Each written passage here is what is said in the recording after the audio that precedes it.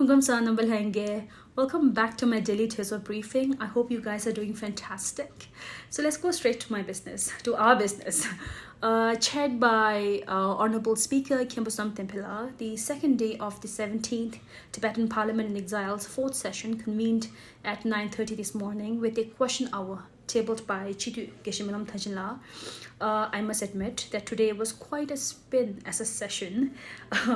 For your information, the question hour, also called a start question, Kata Chengetewa, is one to which a Chitu needs an oral answer in a written form as well from Sikyong or a Kalu within the house.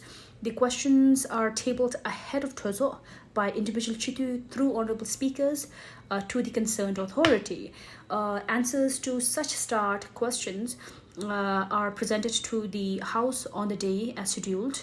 And those answers from Sikyong or Kalu may be followed by supplementary questions by honorable Chitus. I did mention faintly yesterday on the question, which was in relation with Honorable Sikyong, his response to a news agency during his meeting with the US Special Coordinator for Tibetan Issues in the United States during a visit. For a throwback, in his short response to the question of the agenda of the meeting with Ozrazea, he mentioned, let me translate roughly in English, I quote, we discussed on Tibet as an independent nation, position of Tibet now as part of China, action plans needed in seeking appraisals for Umelam's policy and the policy of the US, unquote. So the start question firstly inquired upon the command of Tibet as now part of China and the subsequent paraphrasing to the Tibetans in New York during a gathering. Secondly, the essence of mentioning such a flawed statement. And lastly, to convey to Honorable Sikyong the disappointment of many sections of the community, both in Tibet and elsewhere. So Honorable Sikyong, as per procedure and conduct of business, read out his requisite written clarifications to the start questions, which led to subsequent supplementary questions by the Chitus and answered to each one of them by him. Even though Honorable Tsozo announced the business of the day of completing the question hour within an hour, the power vested on him in the charter and considering the suggestions coming in from Chitus, he allowed 18 subsequent questions to ensure that this issue is clarified by end of the day.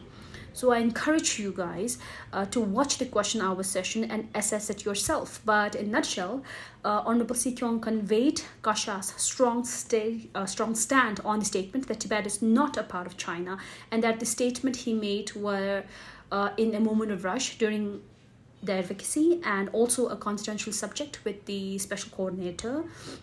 I have my doubts and disappointment in Sikyong's unwillingness to admit his mistake, even though he did mention he withdraws the statement. I did table that concern during my deliberation as well. Anyhow, in all, we have received a reiteration and affirmation from Sikyong that Tibet was historically never a part of China and that Tibet is an illegally occupied country. That so honestly speaking, I believe we are human and to err is human, but as an elected representative, especially for a political head, one ought to be very cautious of the language one uses, particularly in regards to Tibet's history and our resistance. And honestly, we can still acknowledge our mistakes as a strike of moment or for that matter, poor choice of words and withdraw the statement, possibly apologize to and move forward. Whether Honorable Sikyong chooses not to acknowledge it as a mistake or apologize despite withdrawing his previous statement, I believe through this question hour session, we were able to shun those few individuals within the community and elsewhere who endorse statement of recognizing Tibet as part of the PRC and hence treat Tibet as China's internal affairs outside of their purview.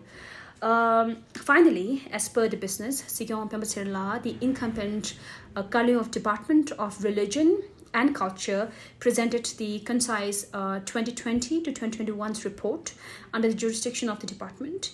the motion for debate on the department's concise report, followed by deliberations, was followed by deliberations by members of the House.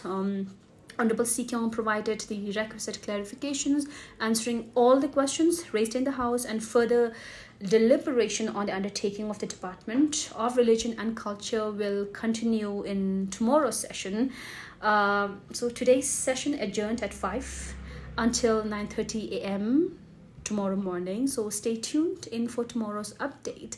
I hope you guys have a lovely day and lovely evening, and I'll see you tomorrow. Sunny Jayam.